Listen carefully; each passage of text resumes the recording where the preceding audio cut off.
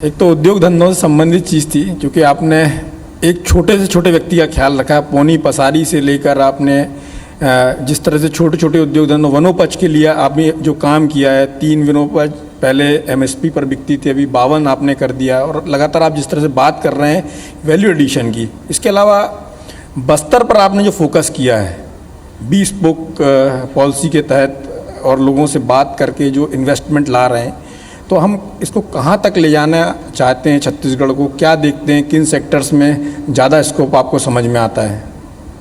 देखिए, हमारी जो योजना है, चाहे कोई भी कार्यक्रम हो, उसमें सब लोगों को जुड़ाव होना चाहिए। और जब कोई लड़ाई लड़ना हो तो सब मिल के लड़ें। तो जब सामूहिक रूप से जब सबको जोड़ लेंगे तो उसमें सफलता मिलती है। कोरोना काल में देख लीजिए, केवल अधिकारी लोग काम किए या कर्मचारी लोग काम किए, सरकार ने काम किया, ऐसी बात नहीं है। कोरोना काल में ऐसा कौन सा वर्ग है, कौन सा समाज है जिन्होंने बढ़ चढ़कर हिस्सा ना लिया हो। लॉकडाउन किए हो, उस समय लॉकडाउन के समय में सबको भोजन पहुंचाना है, पानी की व्यवस्था करना है, सब्जी की व्यवस्था करना, सफाई करना है, पेट्रोलिंग करना है, जो दूसरे प्रदेश से आ रहे हैं उसके देखभाल करना है, सब लोगों ने किया। उद्योगपतियों से हमने आग्रह किया, भाई जो मजदूर जो दूसरे प्रदेश से आए उसको जाने मत दीजिए, अपने उद्योग में ही, अपने परिसर में उसके रहने खाने पीने की व्यवस्था कर दीजिए। और मैं समझता हूँ कि अकेला राज्य होगा छत्तीसगढ़ केवल जिसमें 26,000 लोग अपने प्रदेश में लौटे होंगे, केवल 26,000, और आए कितने 7 लाख लोग आए।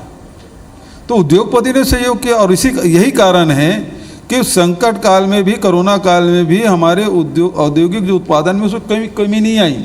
और यही कारण है कि जीएसटी में हम सितंबर अक्टूबर में टॉप में हैं। उसका कारण यही है। तो ऐसे ही जब उद्योग लगाएं तो ऊपर भी लोगों को लगना चाहिए। जैसे हमने धान खरीदी की या गोबर खरीदी की, तो लोगों ने कहा कि हमारे लिए ये कार्यक्रम हम गरीबों के लिए है, पशुपालकों के लिए है। सब लोगों ने हाथ मिलाया। तो जब आप उद्योग लगाएं तो उस समय भी लगना चाहिए कि उद्योग हमारे, तो उसमें होगा कि जितने भी लघु वनोपज से जुड़े हुए जो छोटे उद्योग आप लगा दें वहाँ, तो लोग आपसे जुड़ जाएंगे, विरोध नहीं होगा। तो इसीलिए मैं कह रहा हूँ कि यदि आप बस्तर में लगाते हैं, सरगुजा में लगाते हैं, तो वहाँ जो लघु वनोपज जुड़ रहा है, आप स्टील प्लांट लगाइए, लेकिन उसके साथ साथ एक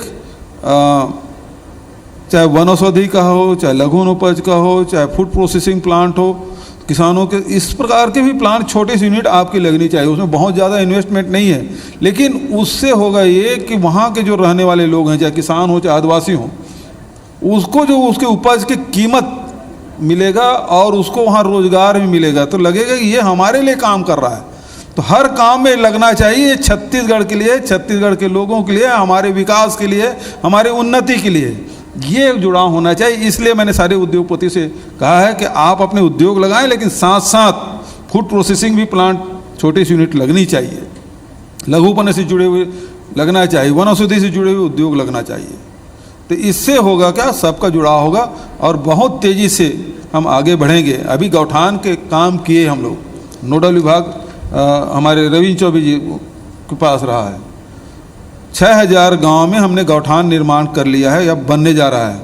एक गांव में 10 एकड़ भी हमने ज़मीन यदि आरक्षित की है तो समझ लो 60,000 एकड़ ज़मीन हमने सुरक्षित कर ली, लेकिन कहीं भी कोई विवाद हुआ हो, क्योंकि ये गौठान उसके लिए हमने बताने में सफल रहा कि गौठान आपका है, ये सरकारी नहीं है, सरकार आपके लिए कर रही है। तो उसी प्रकार के जुड़ाव सब चीज़ों में होना चाहिए, तो निश्चित रूप से हमको सफलता मिलेगी। और मैं समझता हूँ ये जो पॉलिसी है, अभी हम लोगों ने 103 MOU किए हैं, जिसमें 42,000 करोड़ के इन्वेस्टमेंट होने वाला है, और इसे धरातल में हम बहुत जल्दी लाएंगे ताकि यहाँ के नौजवानों को रोजगार मिल सके।